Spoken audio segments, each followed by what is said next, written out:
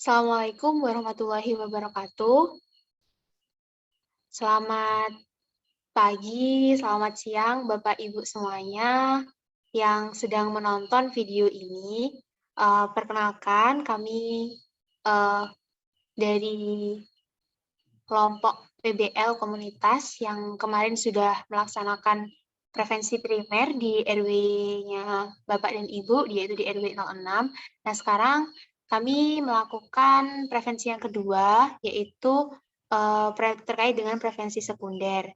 Nah, di sini dari tim kami akan memaparkan materi, yaitu terkait dengan deteksi dini gejala COVID-19. Dan juga nanti ada beberapa saran dari kami terkait dengan penata laksanaan terkait dengan COVID-19. Tuh, seperti itu nggih Bapak Ibu. Jadi silahkan untuk mendengarkan dengan seksama apa yang akan kami sampaikan di dalam video ini. Baik, langsung saja untuk pemaparan materinya. Saya persilahkan kepada pemateri kita untuk memaparkan materinya.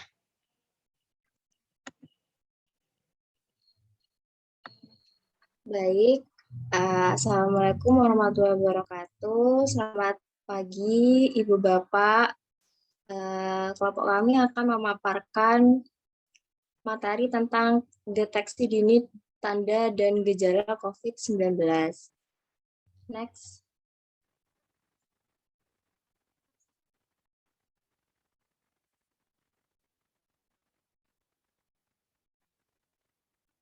Nah, apa itu COVID-19?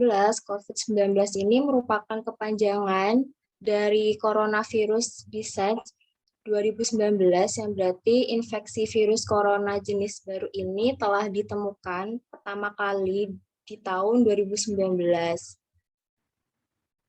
Next. Apa aja sih tanda dan gejala COVID-19 ini? Nah, gejala dapat muncul itu pada 2-14 hari setelah terpaparnya virus. Siapapun bisa mengalami gejala ringan hingga berat. Menurut Center for Disease Control and Prevention (CDC) tahun 2021 dan tanda dan gejala klinis COVID-19 itu sebagai berikut. Yang pertama itu demam, dan yang kedua itu batuk, pilek, gangguan dan mengalami gangguan pernafasan atau kesulitan bernafas. Dan selanjutnya itu sakit tenggorokan dan mengalami letih atau kelelahan. Terus nyeri otot, sakit kepala, kehilangan rasa atau penciuman. Selanjutnya yaitu sakit tenggorokan, hilangnya hidung tersumbat atau pilek, mual atau muntah dan diare.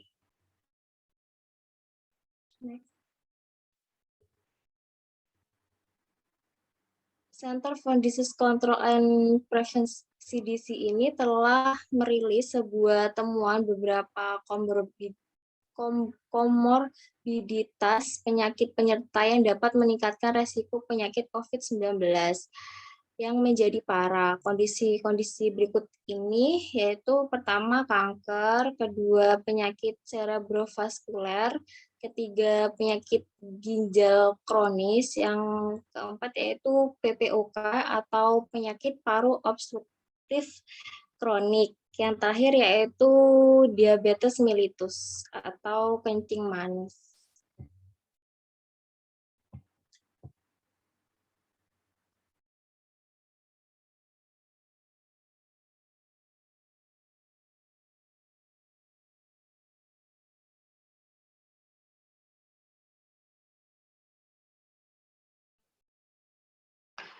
Baik, selanjutnya mengenai komplikasi yang terjadi pada COVID-19 atau COVID-19. Yang pertama, jika tidak ditangani dengan tepat dapat menimbulkan komplikasi seperti kelelahan kronis, di mana seseorang yang sudah terserang COVID-19 itu akan menunjukkan gejala awal seperti kelelahan. Namun, jika terus dibiarkan akan bisa berkembang menjadi kronis yang menyebabkan beberapa gejala seperti nyeri pada tubuh, sulit berpikir, selain itu juga bisa pusing. Setelah itu dapat menimbulkan pneumonia juga. Di sini infeksi COVID-19 berhubungan erat dengan kondisi pada paru-paru. Nah, untuk tahap yang lebih serius, pasien akan mengalami pneumonia atau peradangan pada jaringan dan kantung udara di paru-paru.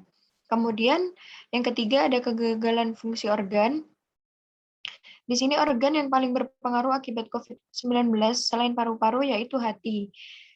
Di sini bisa menyebabkan cedera hati atau gagal hati yang mengancam nyawa atau bahkan kematian. Kemudian selanjutnya ada penyakit jantung.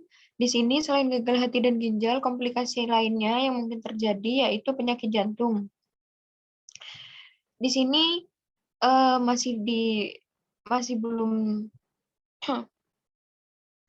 masih menyelidiki apakah terjadi akibat pengaruh langsung dari virus COVID menyebabkan stres pada tubuh dan memicu penyakit jantung pada pasien. Kemudian ada ARDS atau Acute Respiratory Distress Syndrome. Di sini komplikasi terjadi saat kondisi paru-paru yang terinfeksi COVID-19 sudah sangat parah. Nah, pada tahap ini paru-paru sudah tidak bisa lagi mengalirkan oksigen ke aliran darah. Kemudian ada penggumpalan darah. Di sini hampir sepertiga orang yang berada di unit perawatan intensif atau ICU karena COVID mengalami pembekuan darah. Kondisi di sini dapat terjadi pada bagian paru-paru atau arteri. Komplikasi selanjutnya ada infeksi virus dan bakteri lain. Infeksi ini terjadi saat pasien terkena COVID. Dalam dunia medis, kondisi ini disebut dengan istilah infeksi sekunder. Bisa disebabkan oleh virus atau bakteri lain, namun komplikasi ini tidak selalu terjadi pada pasien COVID-19. Selanjutnya ada shock septic. Di sini tubuh yang sehat akan melawan infeksi yang terdeteksi di dalam tubuh. Namun perlawanan itu belum tentu tepat untuk mengatasi infeksi, namun dapat merusak organ tubuh. Jika ini dibiarkan, maka penderita akan mengalami kelainan yang disebut dengan shock septic. Kondisi ini dapat mempengaruhi tekanan darah dan dapat berakibat fatal juga. Selain itu juga ada komplikasi lainnya seperti rhabdomyolysis dan sindrom peradangan multisistem pada anak. Next.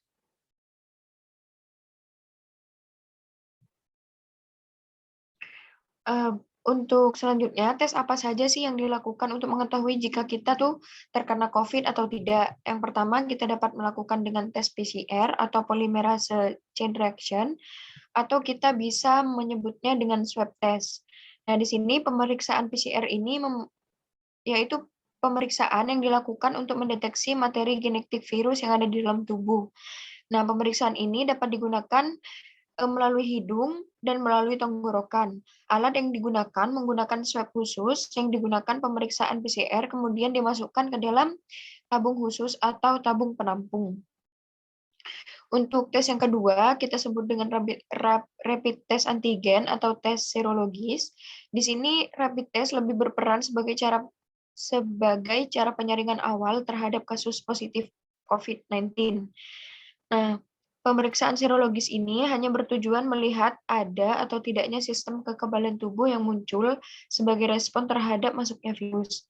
Nah, virus ini tidak selalu SARS-CoV atau penyebab COVID, karena waktu pemeriksaan juga mempengaruhi hasil rapid test. Bisa jadi belum ada respon dari sistem imun karena virus corona baru saja masuk.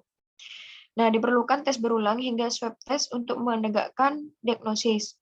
Orang yang dengan hasil rapid test positif bisa disaring dan diisolasi sebagai langkah antisipasi penularan COVID-19 sembari menunggu kepastian diagnosis apakah positif atau tidak.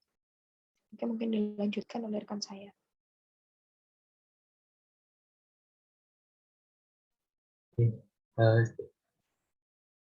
Sini saya akan menjelaskan tentang bagaimana jika kita terkena COVID, lalu apa yang harus dilakukan.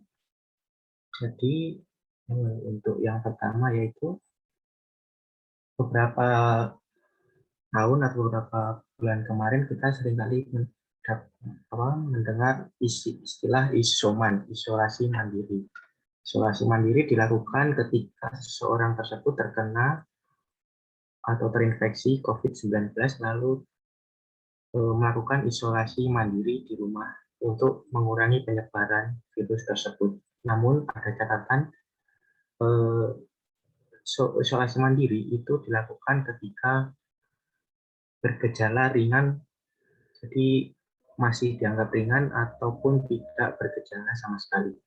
Namun setelah beberapa bulan kemarin ditemukan varian baru yaitu dengan jenis COVID-19 varian Delta.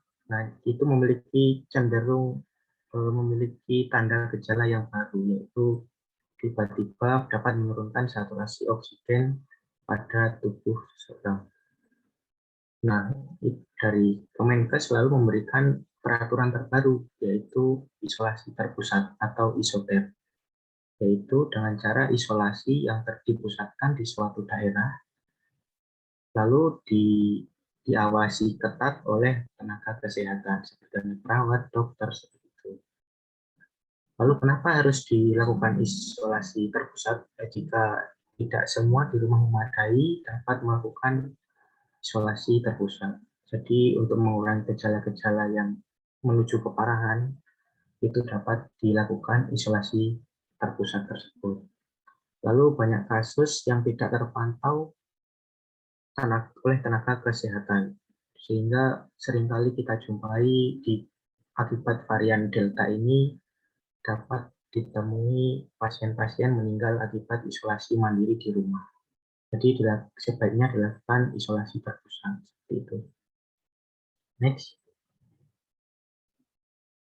Nah, untuk di Trenggalek itu ada telekonsultasi, yaitu langsung dari dokter yang ditunjuk dari Kabupaten Trenggalek itu sendiri. Dari program tersebut di wilayah kita, yaitu wilayah Kecamatan Gandusari, itu ada 2 dokter yang bertugas, yaitu Dokter Mita dengan nomor telepon atau WhatsApp itu 082 233 232552910.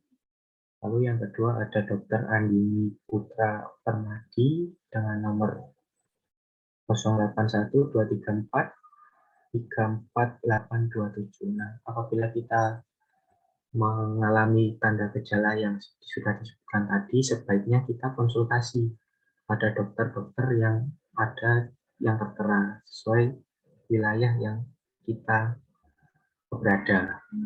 Nanti sama dokternya diberikan arahan, lalu kita harus ngapain gitu.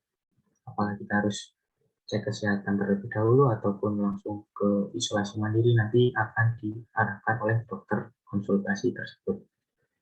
Jadi seperti itu, sekian dari saya kembalikan ke moderator. Terima kasih.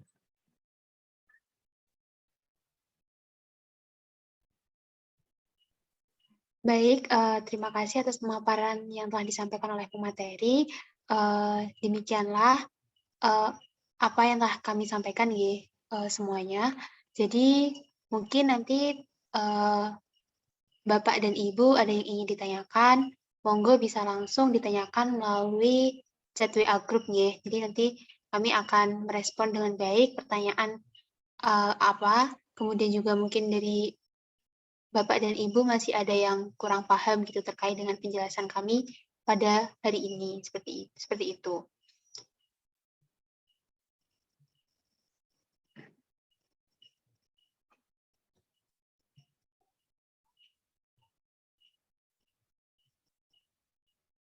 Baik, saya langsung tutup saja.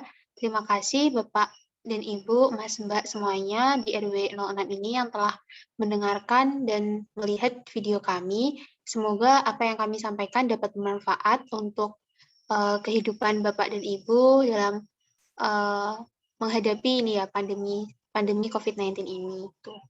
Dari kami, saya selaku perwakilan dari kelompok 3 PBL yang membina dari RW Bapak dan Ibu, mengucapkan terima kasih dan mohon maaf yang sebesar-besarnya. Wabillahi taufiq wal hidayah. Wassalamualaikum warahmatullahi wabarakatuh.